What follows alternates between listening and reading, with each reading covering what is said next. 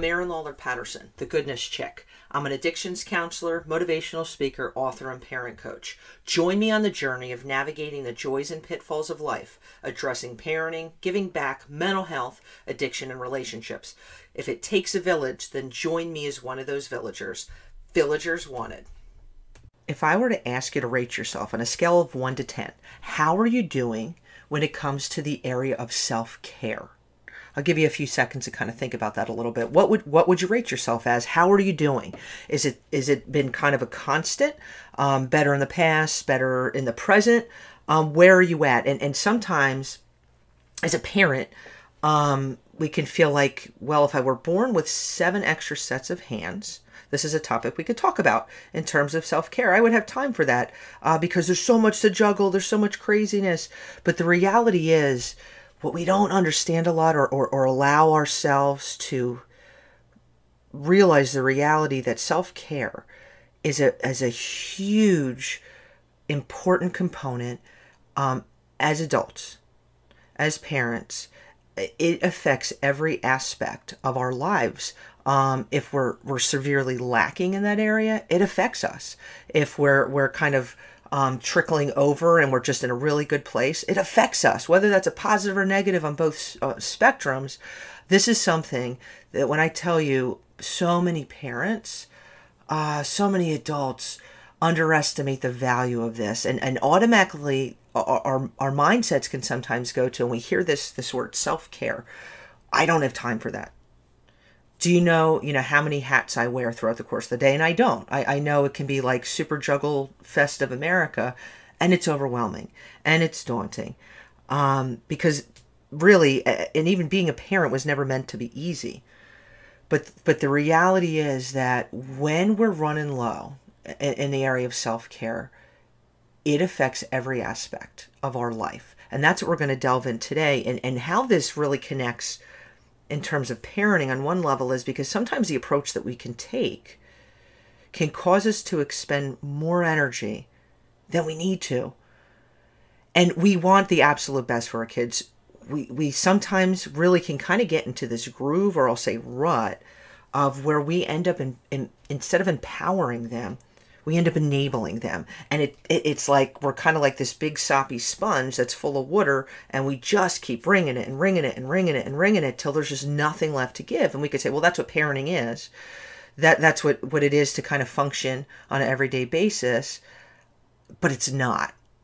And so this is what we're going to jump into today, and realizing how can I, be a healthy, not just parent, spouse, worker, where I'm able to kind of manage all these different hats, but still be in a good place in terms of my 1 to 10 rating of self-care.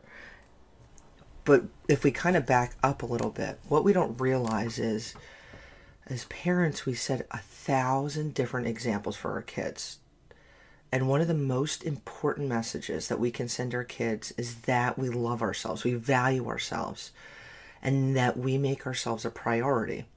This can kind of sound a little strange and conflicted with the feeling like, okay, well, that's selfish, but it's not. Here's the deal. When we take the time to take care of ourselves, when we neglect ourselves, when we put ourselves on the back burner, where seriously, you can't be effective as a parent. You can't be effective as a spouse. You can't be effective fully effective. I mean, fully effective. You can kind of get things, rocking out and moving along and flowing, but not fully effective because you can't. It's when this is the kind of the analogy I'm going to use when we're busy and we're crazy as human beings and parents and spouses and friends and workers and blah blah blah blah blah. But when we're on extreme busy, when we lack and neglect ourselves, it's kind of like you're driving your car. And please tell me if you're guilty of this, because I certainly am over the years. And it gets down to E. And I know some of us fill up as soon as it gets down to 3/4 of the tank, and that's awesome, but just work with me here. And the E or the little red light goes off on your car, and I can go another 5 miles. I can go another 10 miles. Well, if you were to pull over and really look at like what's going on with the engine, your engine's working harder because there's not enough fuel in the car. It's not driving the car to the to its fullest potential. And that's us as humans. When we're running on empty constantly and we're tired and we're like, well, I don't deserve this, or that I don't have time to do this. And we kind of shut down and we neglect ourselves.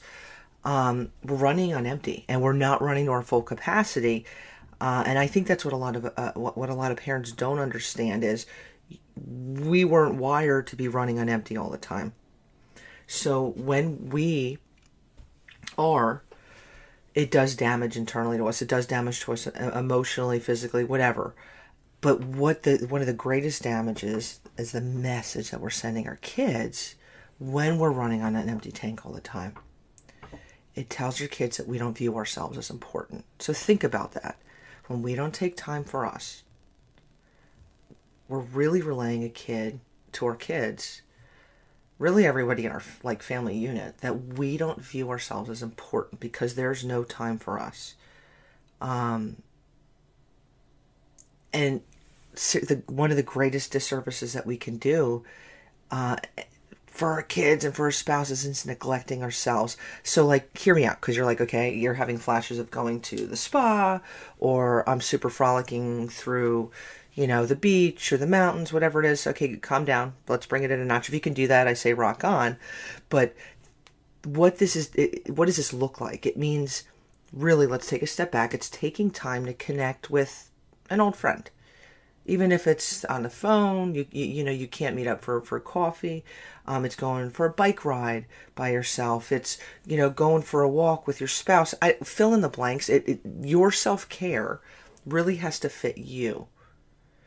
What is it that kind of allows you to get that fresh breath of air, to regain your footing, to kind of put a smile on your face and bring a sense of joy that you just need? I mean, that's just kind of the bottom line about it. In terms of being able to be sane, that could be, part of my self-care for myself, I know is on my drive in the morning to work, or if it's on a weekend, I really try to start my day in prayer, where it's clearing my mind. I'm asking God for wisdom, discernment, peace throughout the course of my day. That's part of my self-care, daily, vibe or whatever it is. It's something that I need to do. Another one for me, I'm going to put this out there, is, I know my husband gets a read on me when I'm kind of overstretched. I'm running on empty, baby. And he knows one of my forms of self-care, and it's been that since I've been 16 years old, is surfing. I obviously would love to do that all day, but in reality, if it happens once or twice a month, that's awesome. But when I need it, it's, dude, grab your board, you're paddling out. And even if it's a 20-minute, half-hour session for me, my feet are sandy. There's no cell phones. There's no calendar. I'm in the water and I'm just chilling. Seriously, even if I don't catch, I'm not even surfing, I'm just floating in the middle of the Atlantic Ocean. I'm chilling. That's my self-care. So what I'm saying is everybody's self-care is different. Everybody's is. But you have to define that for yourself. And I'm going to challenge you. What is your self-care? Do you take time for yourself? And it's ridiculous if you don't find something for you. And you can squish it in there. And even if that's, I'm stopping to get, a cup of coffee through the drive-thru and I have a coupon for it kind of thing. Because that, I don't have to brew the coffee. I don't have to, whatever, fill it in, that it just allows you to hit the pause button for 5.7 seconds. Because seriously, you deserve to enjoy life, because life is short. And if you don't take time to stay sane, balanced, healthy, kind of keeping that balance flow going, we can't be fully effective as we are intended to be in any role, or as effective really as you need to be. So when we tell our kids, and I can't stress this enough, that we're not important, because that's the message that we're sending when we don't take care of ourselves. It's a slippery slope to go down, because then, I've heard over the years, they don't take time, to tell me that they appreciate me, whether that's in a card or this or that, or I'm not feeling valued enough. Well, it really starts with us. And one of the greatest gifts you can give your kids is them loving themselves. And that starts with you setting the example as I'm important and I'm taking time to take care of myself. And whether that's hanging out with, I'm going to go out with friends once a month or every other month or whatever the heck it is. Or, I'm sitting outside by the bonfire and it's regrouping for a little bit. And maybe that's with everybody. You're doing that with the whole family. It doesn't mean this has to be isolated. But whatever it is that just kind of gets the wheels flowing, that's where we're rolling. So the second thing, because we've started out with the first message of sending the message that we need to send the message that we care about ourselves, that we love ourselves, we're a priority. And the second thing is telling our kids, when we don't take care of ourselves, we're telling our kids, seriously, because at all moments, the world revolves around them. So hear me for a second. If we cater to everything that they need at every given moment, and we neglect ourselves, it's seriously sending the message, so many negative messages to our kids. There's, the world revolves around me. It's revolving around me. The flip side of it is that mom or dad are just, have no other existence outside of the label of their kids. And our kids need to see us as human beings. Our kids need to see us. Our kids see us really as a convenience store, like a 24/7 hop in and hop out. I'm going to grab my granola bar. I'm going to grab my water bottle. I'm going to get my Slurpee, my hoagie, whatever it is, whenever I feel like it. And I'm using this as an analogy because this is what it is. Like when we want the best for our kids.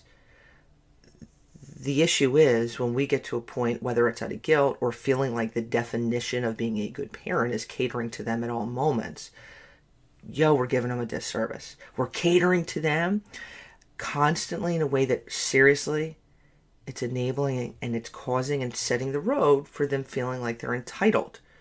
So there's where these messages that we're like, well, we're not saying that, but you are saying that. And we are saying that when we're parenting 24/7 convenience store, man. That can't happen. And you're telling your young person that nothing else matters but them. Okay, they matter and we love them and we would do anything for them. But when it's the world is revolving around you and nothing matters but you, that isn't a positive message. We need healthy, balanced kids. That's what we want. And part of the spoke in the wheel is for them to see you as a human being. And I think as parents, we struggle with that. I'm not saying being friends with them.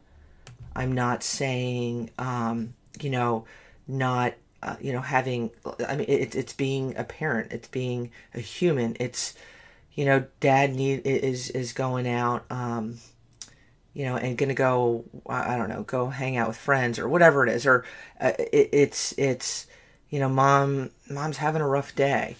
So is whatever it is. And I'm meaning these all in positive context. And letting them kind of, it's us pulling back that layer that we all have as human beings. And exposing part of our identity. What are some of your interests, Mom? What are some of your interests, Dad? What are some things maybe that you get frustrated with? And this isn't like in the moment I'm freaking out session, what's, little Johnny is being a nudge and driving me crazy train. But this is as a human being, who are you? We're not sitting down and having a super duper, let's sit in a circle and talk about our feelings for 4.7 hours and let's arrive, like blah, blah, blah, like relax, take a deep breath. We need to humanize ourselves in positive ways, that we are more than just a label. And one of the biggest things, that frustrates me is that because when we don't do that, and we don't take time to express to our kids that we are important, self-care is important, because in order for us to be the best parent that we can be, we need to be in a good place. We need to be balanced. We need to be taking moments that we're healthy. And in order for that to happen, it's showing that we're human, man. We get tired because if our kids see us as a 24/7 convenience store, it's a disservice to them. And I mean that on a long-term basis, because we're setting them up to think this is how the world is designed. And it's not, because we want them to be self-sufficient.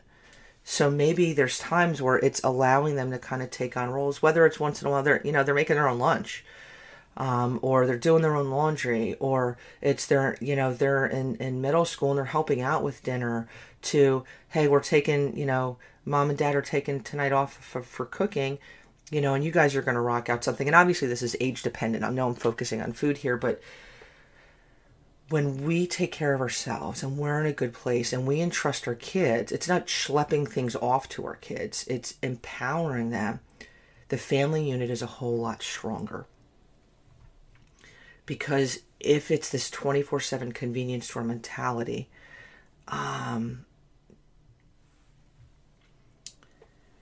where it could seem kind of crazy train, but like the reality is it's constantly serving and constantly on call. These expectations kind of branch beyond. It's in the classroom, the athletic field, and eventually in the workplace, in their home as adults. And I say super red flags of America, like, no. Let's empower our kids. And it empowers us. Like, everything is connected. A family is like one big puzzle, and everybody's a piece. And we're all a certain piece, whatever piece that we are. If our piece is kind of to the corner, or it's like, not where it should be, everything else is out of alignment. And it's like, just like our kids. This is so important. I wish I could say it in 7 different languages, but I can't. Being a parent, you're going to be tired at times. But when we allow ourselves, as long as you're breathing, there's always time to readjust the sails. Because you might be thinking, well, my kid's 18 years old, 19 years old, and it's harder when they're older. But as long as you're breathing, there is time to go back to the drawing board and realign things. And self-care, when it comes to the spoke of the wheel of life and who we are, is so important. I can't tell you. Because what happens is, when we don't take care of ourselves, I'm going to use another analogy, is it's like we're one of those big rubber bands that you get, if you've ever got like a big stack of mail and they have like the big rubber band around it. It's like grabbing that sucker and pulling it. And you're extending it and you're stretching it and you're going, you're like, what? This is it's stretchy. And you see that, the little cracks kind of form in it. Well, if you keep stretching that puppy, eventually it snaps. And it usually, like, it'll hit you in the face. You're like, oh, that stings. Well, like, you super stretched the rubber band and of course it snapped. But that's us. We keep going. And it's like, well, I have to be super mom, or I have to be super dad. Right? Well, whoever said that? And whether it's a reflection of what these expectations are in society, or ourselves, our own insecurities, our own overcompensations, it's kicking us in the butt. And what I'm going to challenge you is to kind of take some time to readjust your sails. How am I doing? Whether you want to sit in a coffee shop and write things down on a notepad, I'm going to evaluate myself. How am I doing? How can I do better? You're in the car and you're thinking and you want to take some, audio notes and sitting with your spouse, a friend, whatever it is, take some time. How am I doing with taking care of myself? And how is this, if I'm really honest with myself, how's this affecting my kids? How's it affecting, my spouse? How's this affecting me in the workplace? And you can ask yourself a million questions. And this isn't to trigger a whole lot of anxiety, but what it is, if you really think about it, this is to make your life easier. Because self-care is a part of our makeup. I don't care who you are. You need time.